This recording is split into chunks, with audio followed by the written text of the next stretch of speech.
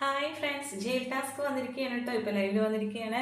അതായത് അനുമോളടുത്തും അനീഷിൻ്റെ അടുത്തും പറഞ്ഞിരിക്കുന്നത് തീപ്പെട്ടി കൊണ്ട് മനുഷ്യനെ നിർമ്മിക്കലാണ്. അങ്ങനെ 100 മനുഷ്യരെയാണ് നിർമ്മിക്കേണ്ടത്. അതെങ്ങനെയാണെന്ന് വെച്ചിട്ടുണ്ടെങ്കിൽ അത് ഈ വോളുമ്മേ ചുമരുമ്മേ 100 മനുഷ്യരെ ഒട്ടിച്ച് വെക്കണം. ഫെവിക്കോൾ എല്ലാം കൊടുത്തിട്ടുണ്ട്.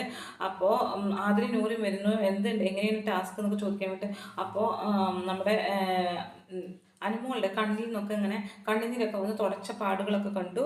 അപ്പോൾ ചോദിക്കുന്നുണ്ട്, അനീഷേട്ട കരയിച്ചോ എന്ന് ചോദിക്കണ്ട. അതില്ല, അനുമോളെ കരയിച്ചോ എന്ന് ചോദിക്കുന്നുണ്ട്. അറിയാതെ ഞാൻ എന്തൊക്കെയോ ചോദിച്ചു പോയി, അത് അപ്പോൾ കരഞ്ഞു പോയി എന്ന് പറയുന്നുണ്ട്. അപ്പോൾ വിഷമിപ്പിക്കാൻ വേണ്ടി എന്തിനാ അനീഷേട്ട ഇങ്ങനെ ചോദിക്കുന്നത്, മറ്റുള്ളവരെ ഇങ്ങനെ വിഷമിപ്പിക്കരുത് കേട്ടോ എന്നൊക്കെ പറഞ്ഞ് നൂറെ അതിനെ കൂടി ചീത്ത പറയുന്നുണ്ട്.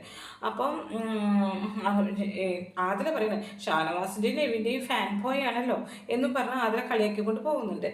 അപ്പോൾ നമ്മുടെ അനുമോള് പറയാണ്, അറിയാത്ത ആളുകളുടെ അടുത്ത് വിഷമം പറഞ്ഞ് കരയുമ്പോഴാണ് എനിക്കൊരു ആശ്വാസം കിട്ടിയത്. അത് അനീഷേട്ട അത്ര കണ്ട് വീടിൻ്റെ ഉള്ളിൽ വെച്ച് എൻ്റെ അടുത്ത് അത്ര മിണ്ടാറില്ലല്ലോ. അപ്പോൾ അറിയാത്ത ഒരാളെ പോലെയാണ് എനിക്ക് തോന്നുന്നത്. എനിക്കിപ്പോഴാണ് സമാധാനം കിട്ടിയതെന്ന് പറയുന്നുണ്ട്. കുറച്ച് കരഞ്ഞപ്പോൾ അറിയുന്ന ആൾക്കാരുടെ അടുത്ത് പറഞ്ഞാൽ അത് അവർ കുത്തി നോക്കിയാണ് നമ്മൾ ചെയ്യുക. അത് അതിനെ നൂറിനെ ആയിരിക്കും ഇത് പറയുന്നുണ്ട്. അപ്പോൾ നമ്മുടെ ആര് വരുന്നുണ്ട്, തൃശ്ശൂർ ഭാഷയിൽ എന്തൊക്കെ സംസാരിച്ച് വരുന്നുണ്ട്.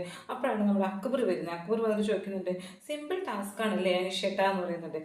വളരെ സിമ്പിളായിപ്പോയി ഈ ടാസ്ക് എന്ന് പറയുന്നത്. ഒന്നും പറയാനില്ല, ബിഗ് ബോസിനായിട്ട് ഒന്ന് കട്ടിയാക്കാൻ എന്ന് പറയുന്നുണ്ട്. അപ്പോൾ അക്ബർ പറയുന്നത് എനിക്കതിൻ്റെ ആവശ്യമില്ല എന്ന് പറഞ്ഞ് പോവുകയാണ്.